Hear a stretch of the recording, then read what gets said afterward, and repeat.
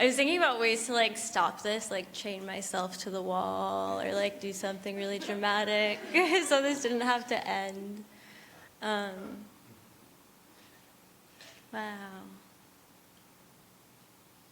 Fuck. See, I didn't used to be a crier, but 3 joules will do that to you, so be warned. So yoga will break your heart. That's my talk. Back to the regularly scheduled programming.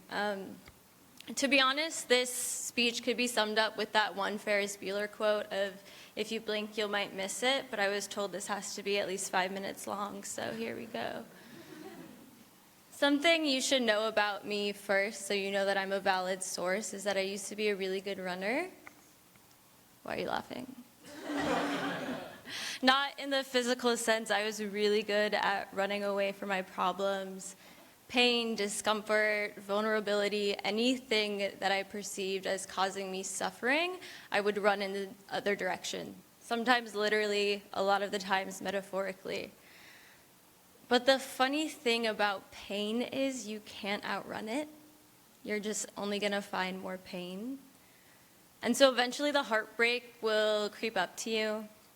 Like most people who find yoga, you'll hit some type of rock bottom and you'll burn through all the coping mechanisms, some healthy, some not so healthy, read all the self-help books, and hopefully one day you'll get seduced by yoga.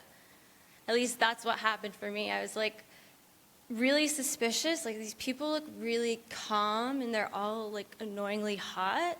So like maybe I'll try it. And so you'll go to your first class, you'll struggle through it, you'll realize you have really poor listening skills, you still don't know your right from your left. That doesn't really actually ever stop. So you'll struggle for your first class, but then that last 10 minutes, you get it. It's like that yoga high we all experience, and we're like, oh, this is what they were talking about. Okay, cool, like I'll come back. And so you keep coming back.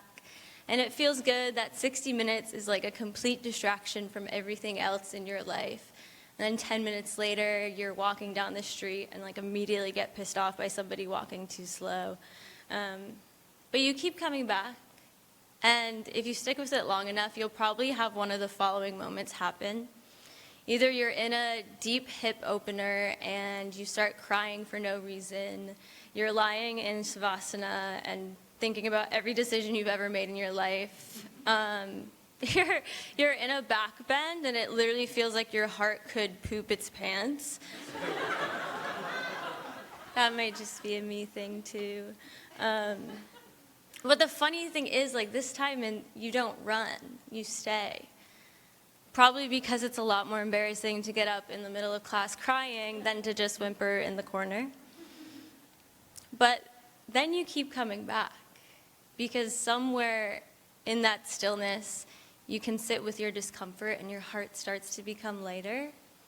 And you realize that that discomfort is not as scary as you thought. And so you keep practicing. And you go into these weird studios with a lot of strange, sweaty strangers. And you realize we're all just wobbling together, breathing together, wondering if this is the last time the teacher's going to tell you to smile in a balancing pose. And then you realize you're actually not alone in your pain. That we're all just kind of stumbling through life, trying to figure it out, trying to be okay. And so you keep cultivating that compassion, either on the mat, through study, meditation, whatever it is, and it just continues to grow. And it gets bigger, and your heart breaks open more and more to a capacity you didn't even know was possible. And so you'll start having these mini heartbreaks daily. Like that one coworker becomes a little less annoying. The PDA you used to see on the street is like a little less repulsive. You're at the DMV and your favorite song starts playing. Your mom calls you the second you were thinking of her. You'll probably start crying to Mitski on the subway, not because you're sad, but because it's just so beautiful to feel all these things again. Even grief becomes something sacred. Like, you get to look back on past heartbreaks, and instead of it being about loss or resentment, it's just further proof of your capacity to love. And then something really crazy happens. You'll probably stop killing the bugs in your apartment. And like even the subway rats become kind of cute. Because you realize that everything that breathes deserves a certain level of tenderness. This happened the last speech where I totally forgot what I was going to say and I made it look like I was getting emotional, but I'm trying to be more honest.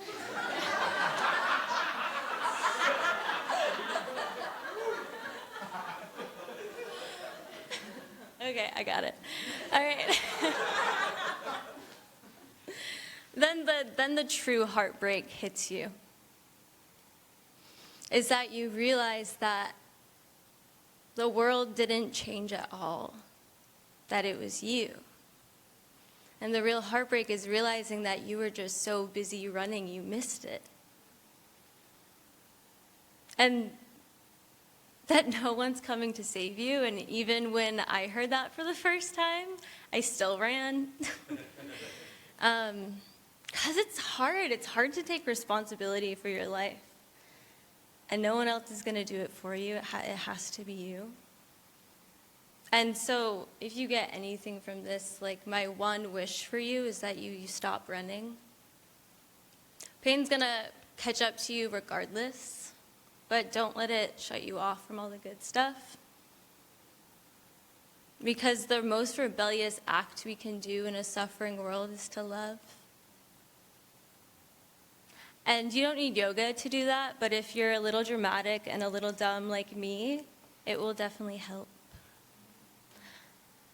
I don't want it to end, but that's all I have for you.